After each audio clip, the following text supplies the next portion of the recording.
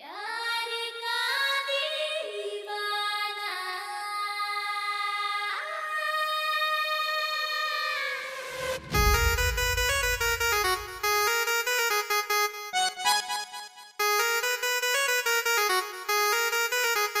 मतलब वो अलग ही लेवल का बंदा था। मगर लाडले पानी रे बबली, हाय हाय रे बबली, ये पानी रे बबली पानी चूमे अंग अंग गोरा।